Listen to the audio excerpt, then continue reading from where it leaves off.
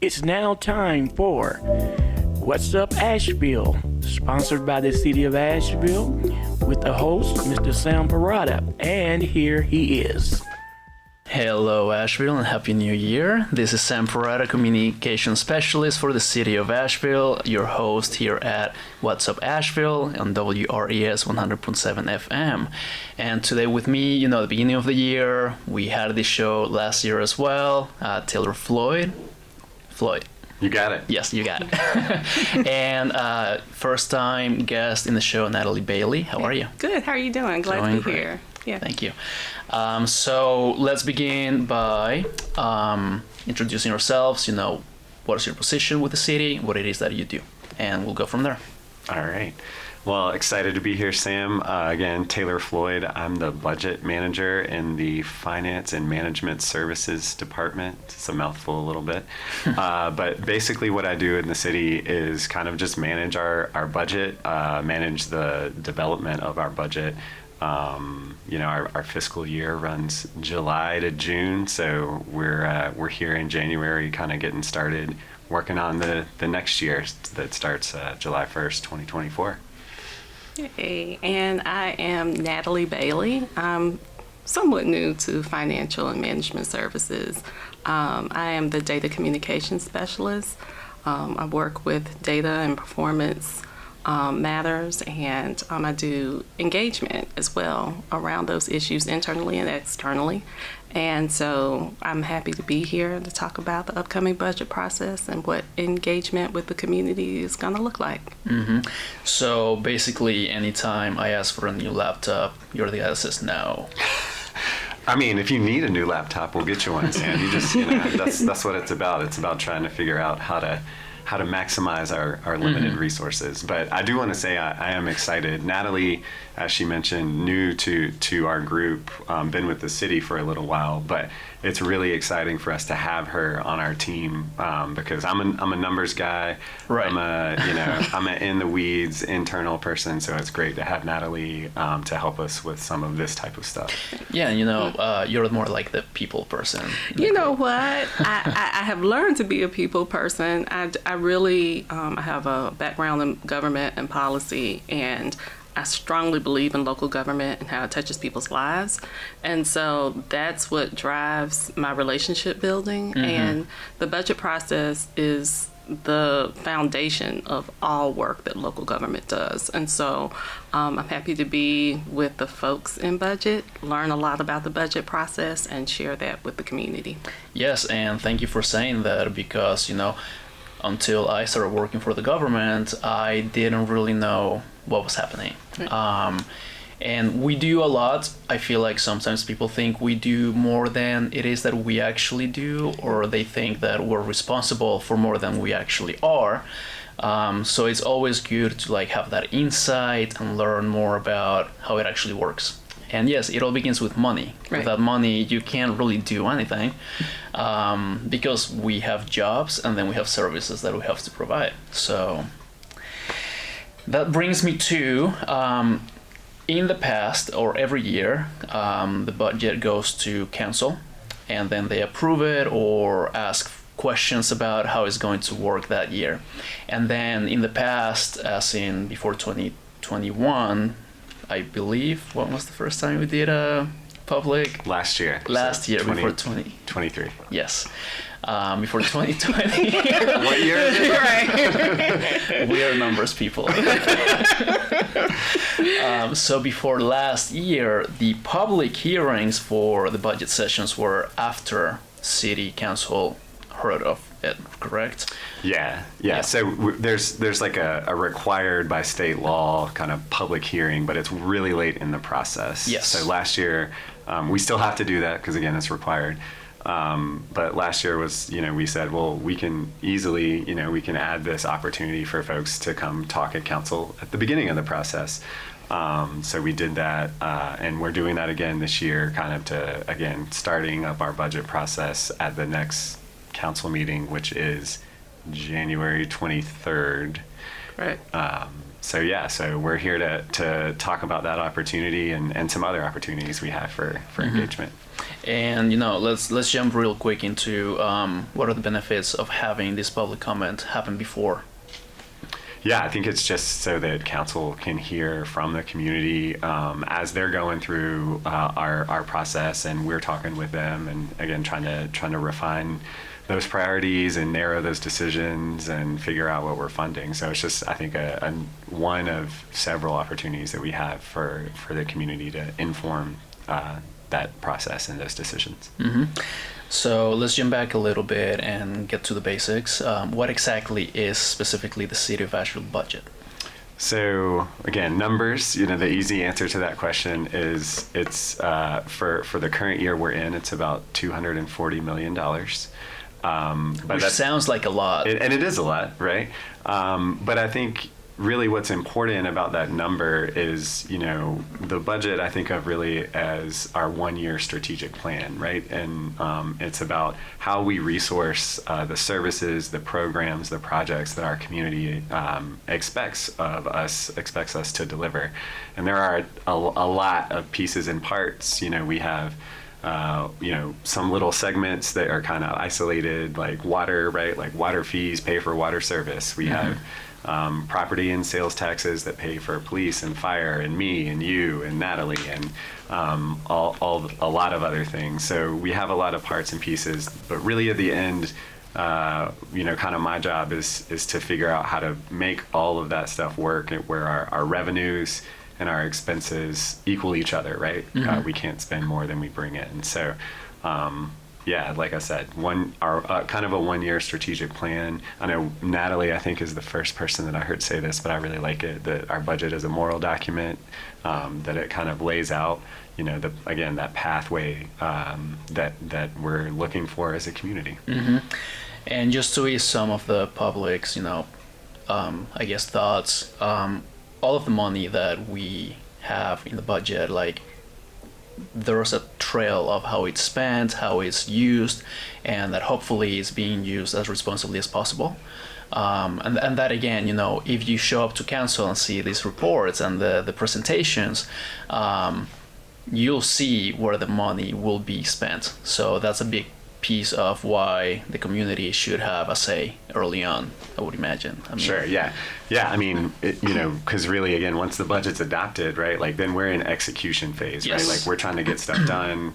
We're trying to, put projects out in the community or put services out in the community, whether that's, repaving a street or providing a recreation program, emergency services, whatever it is. So. Mm-hmm. And so what is the process? Let's jump into that. I'll kind of broadly break it down 3 kind of pieces. There's a lot of internal work that we start the process with. We work a lot with departments to help identify, what needs do you have? Where do we have changes that we're looking at making to our services? Where do we need to grow or expand services? Where do we have, changes to fees, right? Again, in those areas where we charge directly for service like water and stormwater and sanitation, where we need to perhaps increase a fee a bit because, we have growing needs or demands. So that's kind of one chunk. Another chunk is kind of that council work that we do. So council has, not only their regular meetings, but there's a retreat, which this year is scheduled for late February. They have 3 budget-specific work sessions. We have, the kind of formal city manager's proposed budget to council they adopt. So we have a lot of touch points with council kind of starting January really through June. And that's kind of, giving them information that they need to make decisions, hearing from them and incorporating that feedback into our work. And then really through kind of the whole year, and this is something, again, that Natalie's been able to help us a lot with over the last year, is the community work, right? We want to be out in the community. We want to be giving folks updates, letting folks know about what are those priorities that council has set, how are they reflected in the budget, get feedback on broad and specific things, and try to incorporate that into the decisions that we make and share that information with council. And I think that's, not just the work that we're doing, but that's work that's happening every day that, the folks that you work with in Cape are doing. It's, plans that the city undertakes, like the GAP plan that was fairly recently approved, like a lot of public input goes into those plans and studies. So we're trying to take all of that, as much as we can get, and help and use that to help inform the decisions that we make. Well, thank you for making that work. I bet it's not easy, or sometimes fun. It has its ups and downs. Right. So, with this public engagement, why are we starting it so much earlier this year? I think it's a question for you. Yeah, and I'd be happy to take it. So we're starting it early for the simple fact, just on some of the points that Taylor touched on, but financial and management services really wanted to be intentional. And in order to be intentional, you have to think through a process, and you have to take your time. And you have to make allowances for that time and say, hey, look, when's the best time of year to reach people? What's the best way to reach people? And so that can't be rushed. And so we decided to do that, not just for the logistical reasons that I just laid out, but because we wanted to make sure that as we began that process, we were intentional in our efforts to reach our community in its entirety, right? And so that takes time to plan out.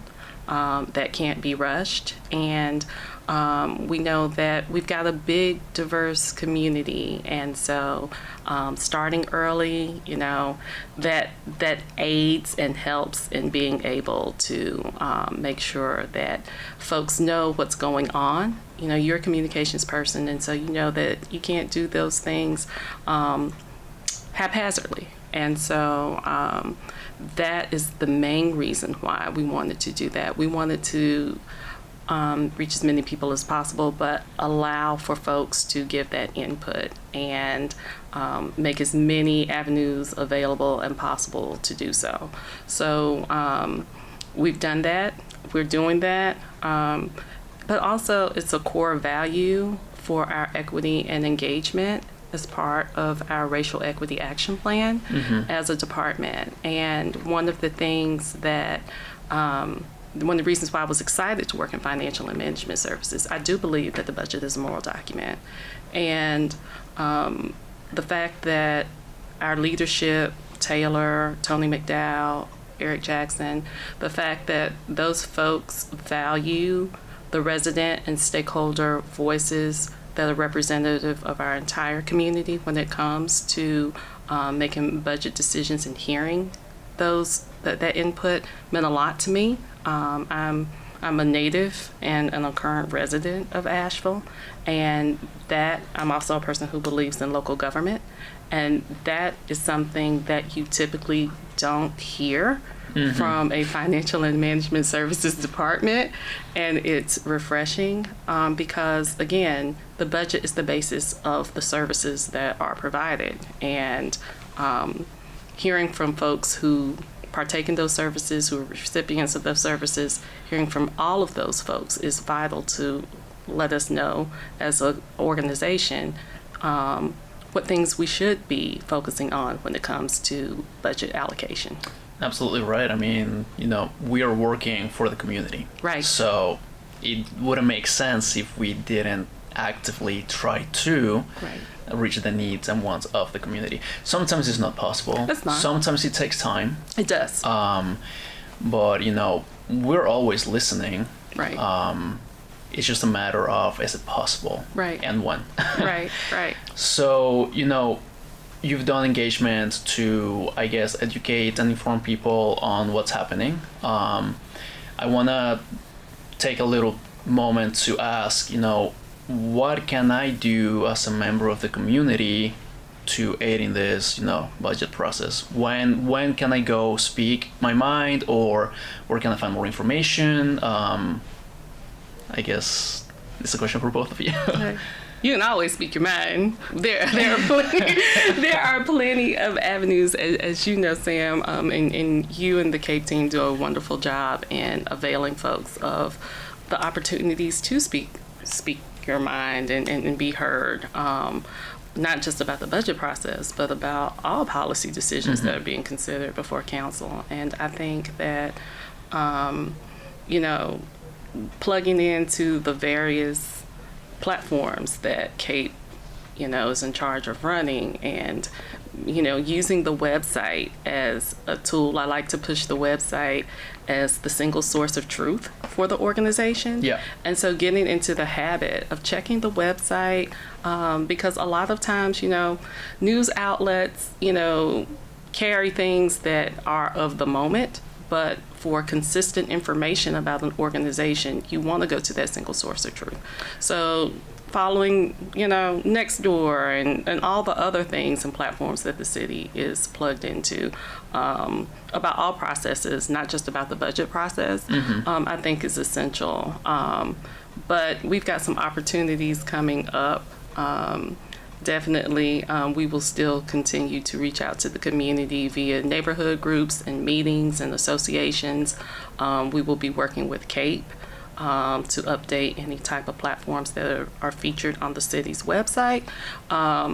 Also, we will be in contact with folks again. Nextdoor is a big one. That's the one that most of the folks, I live in East End, most of the folks are plugged into Nextdoor. But we've also working with folks, again, reminding them via emails and newsletters and things of that nature, and taking the time to participate in opportunities like this one. So you mentioned a lot of outlets, and I just want to take a quick break to, you know, expand a little bit on them. We have our website, which is asheville.nc.gov. You have your tabs on the top, so you can see what's happening by departments, resources. We have social media. Follow us on Facebook, Twitter/X, I guess. So that was more for like emergency situations, but you can find some information there as well. But most of our press releases will go out on Facebook. Instagram is a good one too. We have LinkedIn. We have Nextdoor, as you mentioned. And then at the same time, you know, if you want to see more active project pages with surveys and other places to like actually, you know, give us your input through your computer, publicinput.com, which you can also find on our website. There's a little engagement tab on the top. But these are all the ways that you can reach us. And I asked that question because, you know, I work with other departments, so I'm not really sure how finance is doing things right now. And please correct me if I'm wrong, because I could very, very much be wrong. But last year there was an earlier like public comment time or date for the public to come and talk about the budget. Yeah, and that's that January 23rd meeting. That's the 23rd. That's the opportunity there. And in addition to that, I'm glad you mentioned public input, Sam. You know, we'll have, as we have in the last several years, we'll have our whole budget process up on a public input page. Again, you can get to it through the city's website. Presumably, if you search budget, it'll pop up. I hope anyway. You just go to the website, find finance, or just go to the engagement button, and it'll be easy to find. So we'll have everything, and then what we do is, as we go through those, you know, touch points with council, the presentations are linked there. Anything else, and then the other, I would say, big opportunity that we have that we're going to try to push through some of those associations and neighborhood meetings and stuff is budget survey. We've done that, I think, for at least the last 3 years, maybe longer, but we'll do that again, and that's going to be open on that same day on the 23rd, January 23rd. So if you cannot attend, you can still absolutely answer the survey. And it should be we'll have it open for a month. So okay. That's a long time. Yeah. I mean, just because I don't know how long it takes for the budget to be approved, but we got time. We got time. Okay. Don't have to do it till June. Yeah. And that's the reason why we wanted to start early. We want to make time and allowance for folks to be heard in person if they want to come for that comment period or to take the survey. Yep. Yes. And hey, if you're listening and you're very passionate about the budget or just about the city and what we do in general, take the survey first of all. Or if you don't know how to find it, if you're having issues, contact the city. We will do our best to get you an answer and help you. And, you know, tell 5 friends. Right. Tell 5 friends, send the link to them, have them answer it, and ask them to send it to 3 more friends. Absolutely. Yeah. That's how it spreads. Absolutely. And that's just, I think it's the best way to actually engage. You have to engage on our behalf to some point, because we cannot reach everyone. And if you're listening to this and taking the surveys, that probably means you listen to this a lot and answer a lot of surveys. And I thank you for that. I was going to say thank you in advance. I thank you in advance, because I've never done radio, and I told you this. But at the same time, if you're listening to this often, you probably know someone who doesn't. So Right. it is the perfect opportunity to just get people involved. Absolutely. And that's a wonderful idea, Sam. If you take it with 3 friends, right? Pass it along. Make sure that they take it. You getting your hair cut, you waiting in line to get your shape up. Take the survey. Are you saying something? but that's how it happens. And again, I appreciate Taylor and the other leadership in financial and management services for being committed to this type of engagement. It's a marathon, it's not a sprint, and we want as many people as possible to engage in the process so they can be heard. And again, it's going to take some time, but I know that these folks, as well as myself, are dedicated to making sure that the input is reflective of who our community is. Yes, very true. So, you mentioned that you've done in person, you've met people in person, you send emails, Correct. texts. Is there anything else that I should be on the lookout for as a member of the community? Like, maybe I'm not on an email list. Like, how can I, get in touch with you? Well, you know what? You can always email me. You can always call me if you want folks. I haven't done those engagements by myself. The whole budget team has been involved in those engagements everywhere. We started in July, right? Started in July. And so everything from meeting with the Coalition of Asheville Neighborhoods to we met with the Southridge Broad Neighborhood Association, but we've also met with the Asheville Alumni Chapter of Delta Sigma Theta and the Links Incorporated. We have sent hard copy letters to churches to make sure that they are in the announcements. We will be sending stuff to WRES to make sure that we are in the Sunday rotation, all the things. But we also are making a conscious effort. We're gonna reach out to organizations that help our houseless friends and neighbors, right? Because they're part of the community. And but again, the quickest, easiest way to get in contact with me, if you want somebody to show up and talk about the budget, Taylor, it's your turn to talk about the budget next at neighborhood associations, is to reach out. My information should be on the city's website on the financial management services section, and I will make that happen. And give me a call. I love to talk to folks. Again, I've learned to be a people person. Yes. and I mean, it didn't come naturally to me, but what does come natural to me is making sure that people are empowered. And so. Perfect. Yeah. And that's what we try to do. Sometimes we can't, again, Right. I want a brand new laptop, but You'll get one eventually. eventually. The newest one, please. So all of this has been done and it's ongoing. Correct. What is going to happen in the future? What do you see happening as next steps? You know what? Next steps for this particular budget process, I think that our main goal is to get folks to give that input via the in-person meeting and the survey opportunity. And again, a month is a very long time, and that was intentional, and I appreciate the intention behind that. But the budget process really is a year-long ongoing process. And so to Taylor's point earlier in the show, we just want to make sure that we are in constant contact with the community, updating them. So this isn't a one and done. This is the beginning of engaging with the community around financial and management services as an organization.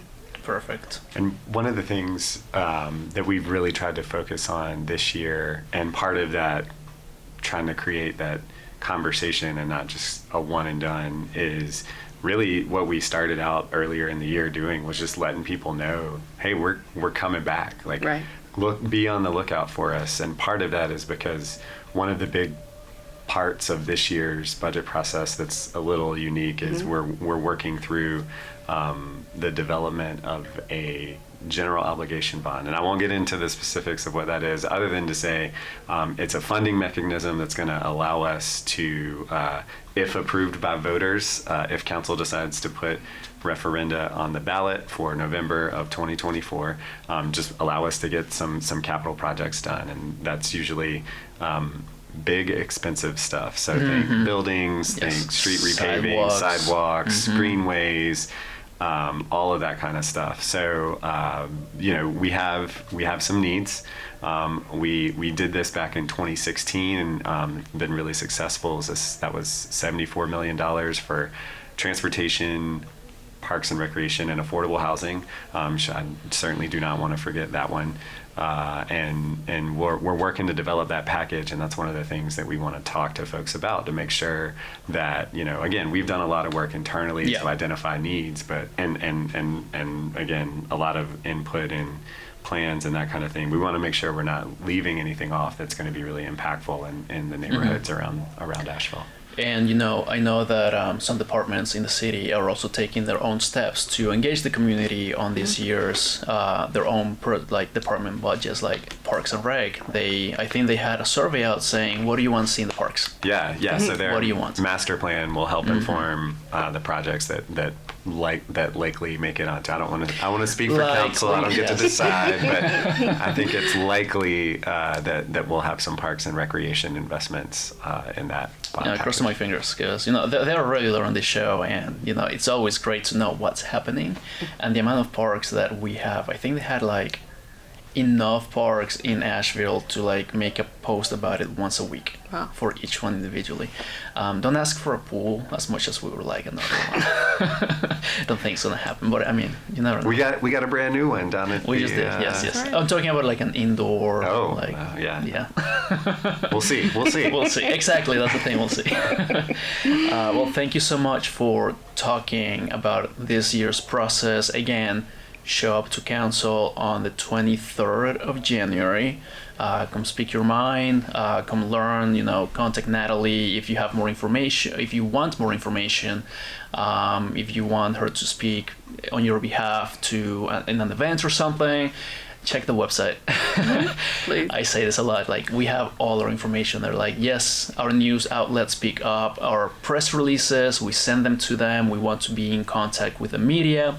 At the same time, sometimes they just don't have all the information, or I don't know, you know what happens when you play telephone, and the best way to be up to date on a lot of our projects is through the website. Correct. So Asheville and C.gov. Is there any last thoughts you want to say before we end the show? Again, I think I'll just say appreciate the opportunity to come and chat, as always, Sam. Again, the public comment opportunity is January 23rd. Our survey will be open on that same day. Take the survey, come to the public comment. If you're interested in that, let council know what your interests are. And, we got a lot more work to do. Yes, well, it's endless. And this is January 23rd at 6 p.m. on City Hall, right? Is that? I think council meetings start at 5. At 5. Oh, I think. Well, 5, Pretty sure 5 that's right. p.m. Show up a little early at City Hall. Yep. Right on, the big pink building behind the amphitheater on Pack Square. There you go. I feel like I should know the actual address of the building. 70 Court Plaza. There you go. There you go. All right. Any last words, Natalie? I cannot stress enough how important it is to give your input. I get it. Meeting starts at 5 o'clock. You may not get off until 5 o'clock. You may not be able to make it downtown, find parking, whatever. But you got a smartphone, and you can take that survey. Complete the survey, right? I can speak I'm going to speak for my coworkers.